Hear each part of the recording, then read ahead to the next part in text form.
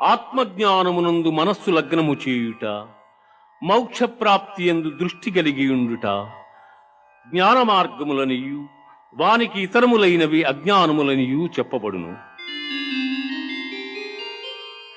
కార్యాకారణ కర్తృత్వే హేతు ప్రకృతిరుచ్యతే, పురుష సుఖ దుఃఖానాం భోక్తృత్వే హేతురుచ్యతే.